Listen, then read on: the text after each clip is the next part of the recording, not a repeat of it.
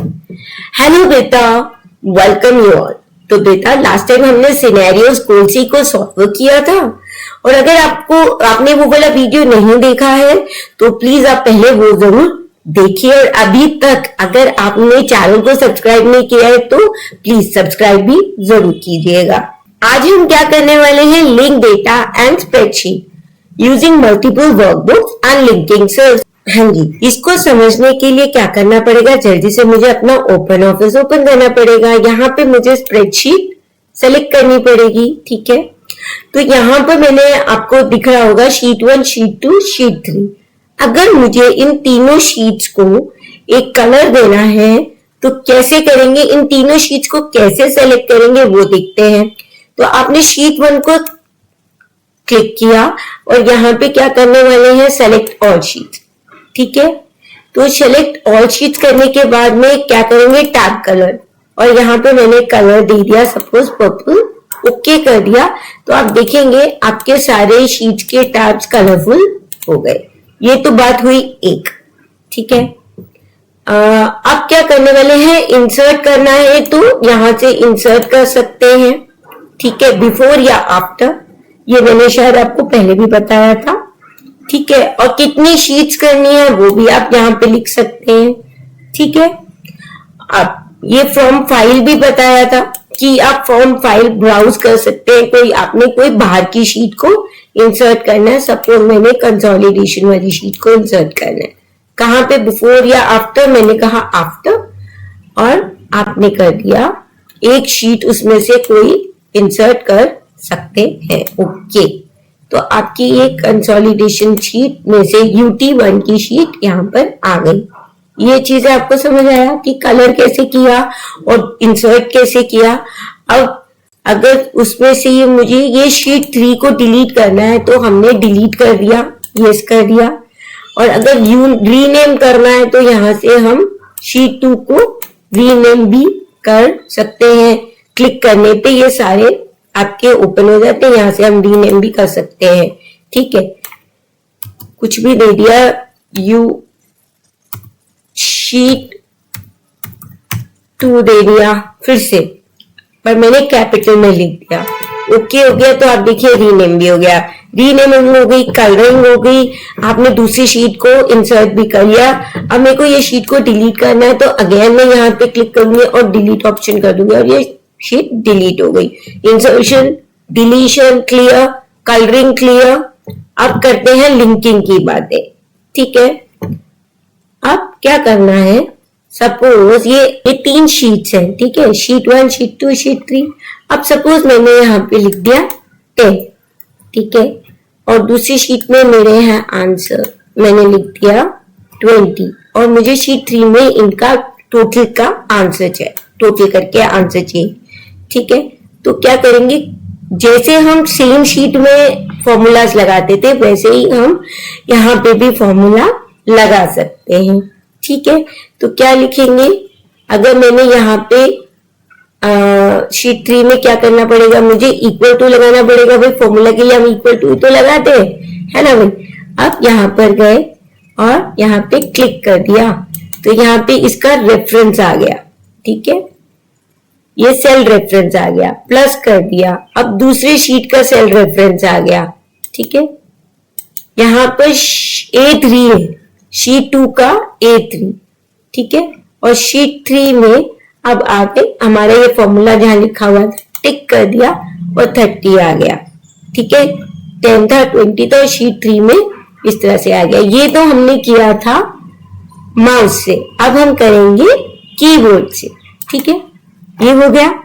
अब मैं आपको कीबोर्ड से लिख के यहाँ पे दिखाती हूँ। इक्वल टू लिखा, जो शीट का नाम है वही लिखा, ठीक है। आप देख रहे हैं, अगर कैपिटल S था और बाकी सब स्मॉल में था तो वही लिखा है। उसी तरह से शीट 2 और वहां पे A3 कॉलम, A3 उसका सेल रेफरेंस था, डॉट भी लगाएंगे, ठीक है। अब कर दिया हमने ओके। क्या गड़बड़ हो गई भाई, शीट 2 नहीं लिखा था, ठीक है, तो शीट 2 भी तो लिखना था। आपने देखा कि अगर हम थोड़ा सा भी कोई चीज गलत लिखेंगे तो वो रेफरेंस नहीं, आंसर नहीं दे पाएगा, उसको रेफर नहीं कर पाएगा। भाई जिसका एड्रेस हमने ठीक से नहीं दिया, क्या आप उसके एड्रेस पे पहुंच पाएंगे? नहीं ना, तो हमें पूरा एड्रेस ठीक से देंगे तभी तो वो पहुंच पाएंगे। ओके कर दिया, ठीक है। हम आपकी बुक में आते हैं, ठीक है। तो उसने क्या लिखा था, रेफरेंसिंग अदर वर्कशीट, तो हमने रेफर किया। कैसे कर सकते थे? हमने उसका नाम दे दिया, सेल का रेफरेंस दे दिया, ठीक है। अब यहां पर हमने करा था कीबोर्ड से भी और हमने दिया माउस से भी, ठीक है। ओके, अब क्या करेंगे, हम कर सकते हैं वर्किंग विथ हाइपरलिंक्स, ठीक है। अब हाइपरलिंक क्या होता है कि जहां पर मैं क्लिक करूं और दूसरी जगह पे पहुंच जाऊं, ठीक है। तो एक लिंक है यहाँ पे बन के आ जाएगा और उससे हम दूसरा पेज ओपन कर सकते हैं। क्या आपको पता है, हम यहाँ पर वेबसाइट का लिंक भी दे दें तो वो वेबसाइट भी ओपन हो जाएगी। सबसे फेमस और आपकी सबसे फेवरेट कौन सी साइट है बताइए? तो गूगल साइट है कि नहीं, है ना? गूगल साइट है ना, तो उसी को हम कैसे लिंक करते हैं वो देखते हैं। इंसर्ट में जाएंगे, इंसर्ट की बातें हो रही है ना भाई, तो इंसर्ट में तो जाएंगे, ठीक है। और यहाँ पे हम लिख देंगे www.google.com और ये आपका यहाँ पे लिख देंगे, टेक्स्ट में लिख देंगे ओपन गूगल क्रोम, ठीक है। ये हमने गूगल क्रोम को ओपन कर दिया और यहाँ पे हम टेक्स्ट कर देंगे। अभी मैं यहाँ पर आपको बटन भी दिखा दूंगी कि उसका कैसे हम करते हैं, ठीक है। अब यहाँ पर हमने कर दिया अप्लाई और इसको कर दिया क्लोज। तो आप देखेंगे यहाँ पर एक हैंड का साइन बन के आ गया, यानी कि ये हाइपरलिंक हो गया। अब मैं इस पे क्लिक करूंगी और आपका गूगल ओपन हो गया, ठीक है। तो ठीक है, अब क्या करेंगे, अब मैं क्या ओपन करने वाली हूं, अब आपको बटन वाला करके दिखा देते हैं। इस बारी हम क्या ओपन करेंगे, इस बारी हम आपका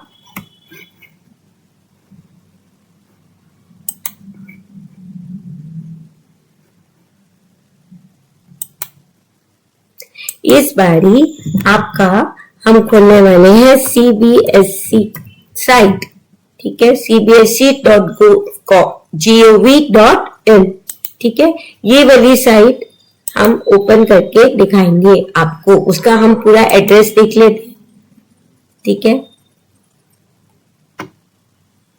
ये वाली साइट cbse.gov.in, ठीक है। तो यहाँ पर हम को क्या करना पड़ेगा, इंसर्ट में जाना पड़ेगा, हाइपरलिंक पे आपको क्या हमारी क्या था, CBSE, ये पूरा एड्रेस हम दे देते, ठीक है। हमने दे दिया ये पूरा एड्रेस, ठीक। अब हम यहाँ पे क्या करते हैं, बटन कर लेते हैं और कर देते हैं यहाँ पे ओपन CBSE साइट। भाई लिखा भी तो होना चाहिए ना उसके ऊपर, ओपन CBSE साइट, ठीक है। ये कर दिया और कर दिया अप्लाई, क्लोज कर दिया। अब आप देखेंगे यहाँ पे ये बटन पे क्लिक कर रहे हैं तो कुछ भी नहीं हो रहा है। तो क्या करेंगे इसके लिए, भाई टूल्स में गए, कहाँ जाएंगे आप बताइए? तो टूल्स में गए, ठीक है। और यहाँ पर हमें चाहिए फॉर्म कंट्रोल्स,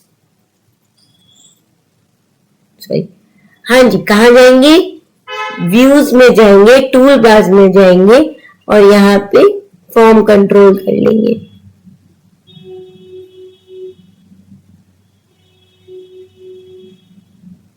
फॉर्म कर, हाँ जी, कहाँ जाएंगे, व्यू में जाएंगे और आपके हम चूज करेंगे टूल बार्स में और फॉर्म कंट्रोल्स चूज कर लेंगे, ठीक है, और यहाँ पर आ गया।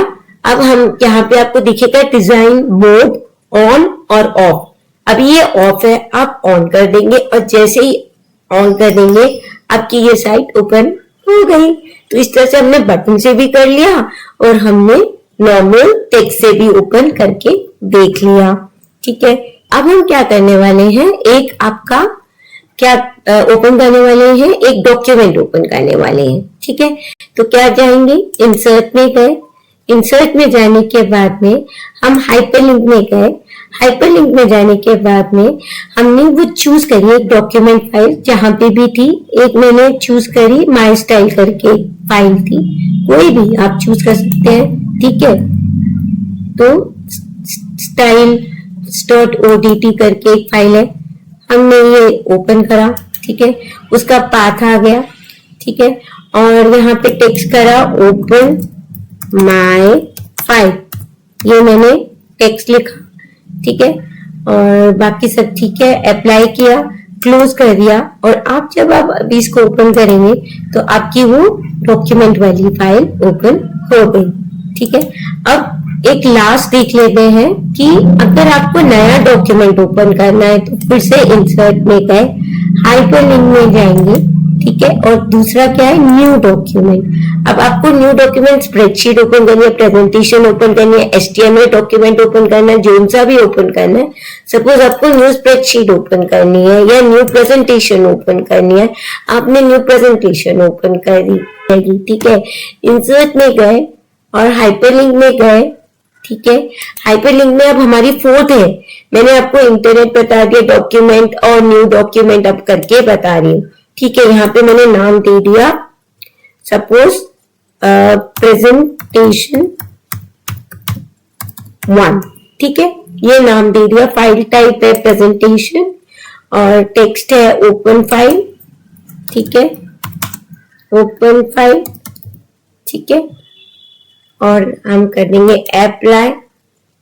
तो आप इसको अब क्लोज कर देंगे। तो जैसे ही मैं इसके ऊपर क्लिक करूंगी तो आपकी न्यू प्रेजेंटेशन फाइल ओपन हो गई। तो इस तरह से हमने हाइपरलिंक के चार वो देख लिए। मेल में क्या ओपन होता है, आपकी अगर कोई मेल एंड न्यूज है तो ओपन द ईमेल मैसेज और pre address to the particular recipient, वो भी हम कर सकते हैं। ठीक है, अब क्या करना है, अब हम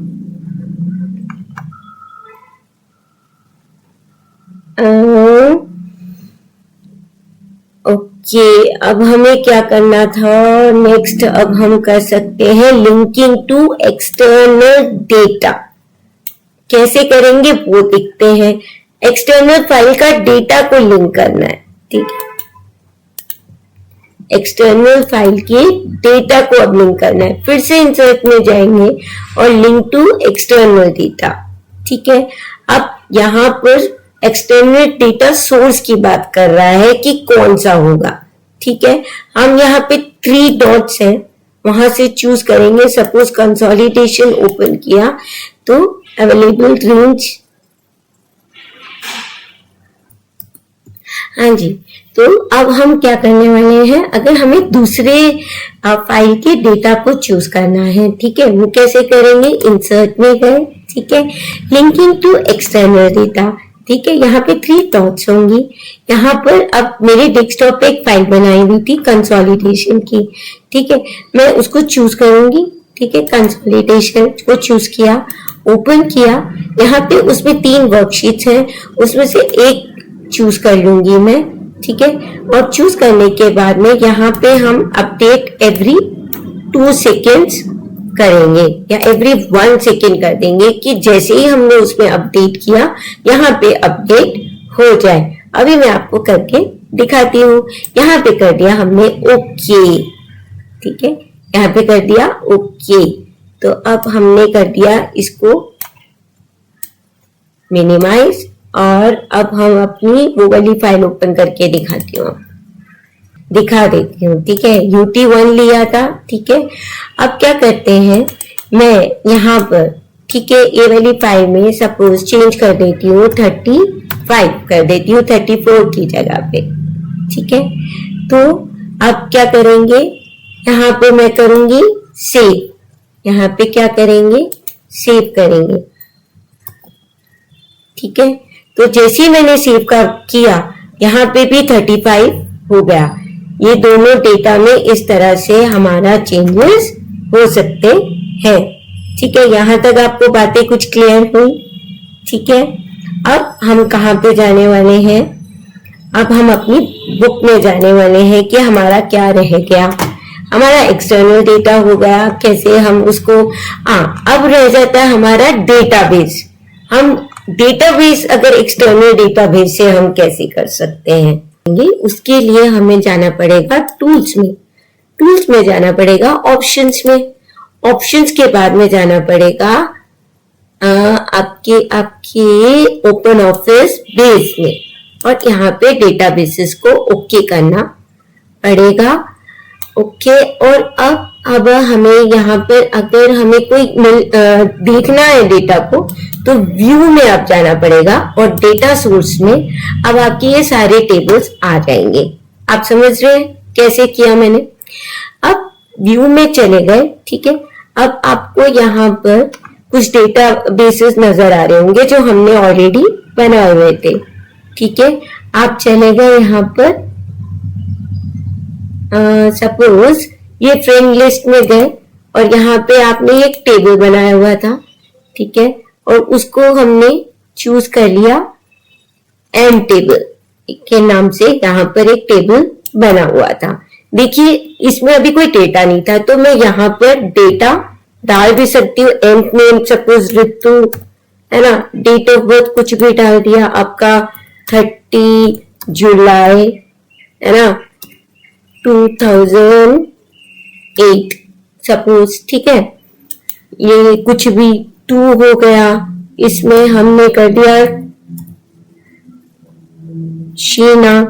ठीक है, और उसकी कुछ डेट ऑफ बर्थ डाल दी 28/2008। ठीक है, कुछ भी डाल दिया। तो यहाँ पर आप इस तरह से एक्सेस भी कर सकते हैं डेटा को, और यहाँ पे पूरा उसमें सॉर्टिंग भी कर सकते हैं। ये देखिए है ना, सॉर्टिंग भी कर सकते हैं, किसको असेंडिंग करना है, किसको डिसेंडिंग करना है। ठीक है, आपने बोला कि मुझे एमआईडी के नाम से सॉर्ट करना है डिसेंडिंग में, तो ये देखिए ओके हो गया। ठीक है, इस तरह से हमने नाम से एक्सेस कर लिया। ऋतु ऊपर आ गया, शीना नीचे आ गई। अगर मुझे शीना ऊपर करना है, ऋतु नीचे करना है, तो मैं डिसेंडिंग करूंगी, क्योंकि आर के बाद में ही तो ऐसा आता है ना। तो इस तरह से हमने डेटाबेस को भी एक्सेस कर लिया। ठीक है, अब अगर मुझे ये टेबल को यहाँ पे लाना है एग्जैक्टली, तो मैं उठाकर ड्रैग करूंगी और आपका ये डेटा इधर भी आ गया। तो इस तरह से हमारा डेटाबेस भी आ गया। अच्छा, हाँ जी, एक बहुत ही इंपॉर्टेंट टॉपिक बताने वाली हूँ मैं, रिलेटिव एंड एब्सोल्यूट हाइपरलिंक। तो क्या होता है कि absolute link will stop working only if the target is moved. A relative link will stop working only if the target location change relative to each other. For instance, if two spreadsheets are there in the same folder linked to each other and you move the entire folder to the new location, a relative hyperlink will not break. इससे हमें क्या समझ आया कि जो absolute address है वो हमें पूरा का पूरा पाथ देना पड़ता है। यानी कि अगर मेरी ये स्प्रेडशीट थी, यहाँ पर मैंने ये शीट 3 को एक्सेस किया था, जो कि ये एक्सेल ये डेस्कटॉप पे थी। ठीक है, और उसको मैंने यहाँ पे एक्सेस किया। तो अगर मैं वो शीट को चेंज कर देती हूँ, ठीक है, उसका लोकेशन चेंज कर दूंगी, तो ऑब्वियसली यहाँ पर वो हम एक्सेस नहीं कर पाएंगे। बट अगर मैं इसी शीट को यहाँ पे एक्सेस कर रहे थे इस वाले में, जो कि इसी वर्कबुक में है, तो अगर मैं इसको अब मैं इसकी लोकेशन अब पूरे वर्कबुक की चेंज कर दूंगी, तो हमारे को कोई फर्क नहीं पड़ेगा। ये 20 वहीं पे हम एक्सेस कर सकते हैं। समझ आई आपको बात? यानी कि शीट 1 और शीट 2 इसी फोल्डर में है, उसके लिए हमें एब्सोल्यूट नहीं देना है, उसके लिए हमें रिलेटिव पाथ देना है। ठीक है, उसके लिए हमें रिलेटिव पाथ देना है क्योंकि वो इसी में है, इसी वर्कबुक में है। और अगर